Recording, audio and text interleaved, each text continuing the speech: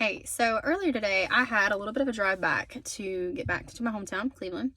And on the way back, I noticed, and even up there, I was like, man, this car for some reason will not stay warm. It just had this cool, whatever feeling.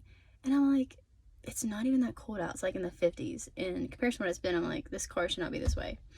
Well, on the way back, just about getting to Cleveland, on the setting of RAV4s, they have two different modules settings, one for your side and one for the passenger to decide the temperature.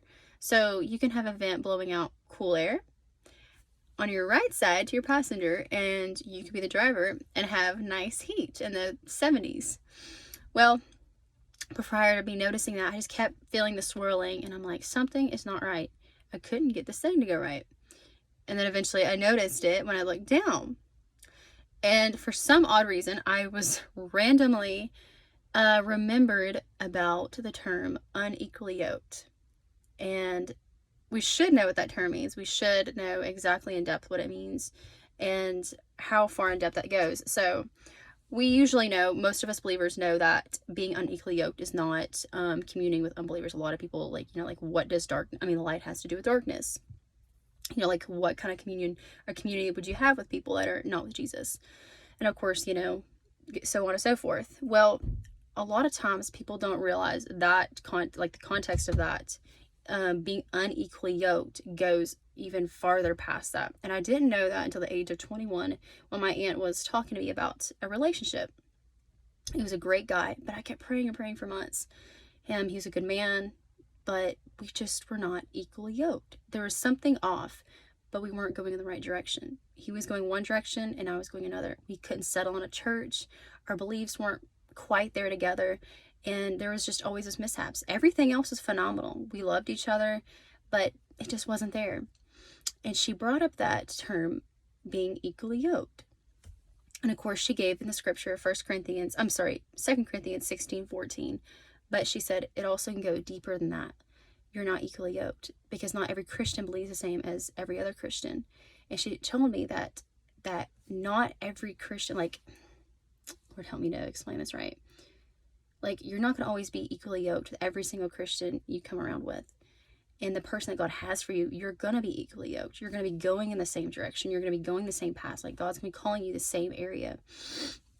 And you're going to be together, because if you don't know what a yoke is, especially if you weren't raised on a farm or around horses or cattle, it's an actual thing that goes around the neck, and there's a long thing that goes in the back.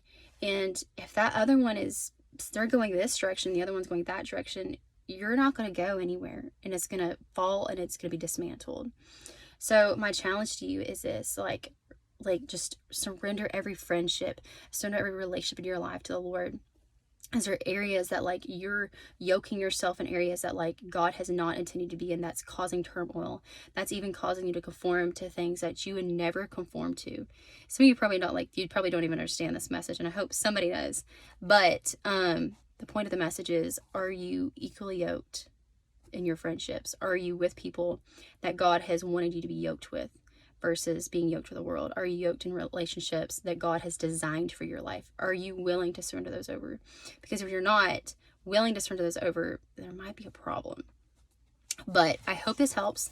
I even have actually talked to one of the pastors at First Cleveland, Steve Morgan, and he even brought the same term up my aunt brought too, being equally yoked. And he said, Christy, the person that God has for you, you're going to be equally yoked to that person. He's not going to be going this direction. You're not going to be going that direction. You're going to be together. Because when you're equally yoked with somebody, just like that team of ox, they get a lot of work done together, and they get things done, and they drive forth where they're supposed to do, and they stay focused. But when you're unequally yoked, you can't decide. It just doesn't work. It may work for a little bit, and it's maybe great, but in the long term, it doesn't work, because it's not God's plan for your life. So ask the Lord, Lord, is there any areas that I've been yoked to, tied to, that's not of you? So, and by the way, if you're a Christian, that doesn't mean that you're not supposed to witness to people who are not Christians. Don't take that out of context. But this is more a message to believers that are you in the correct relationships and friendships in your life? So I hope that helps, challenges you. But yeah,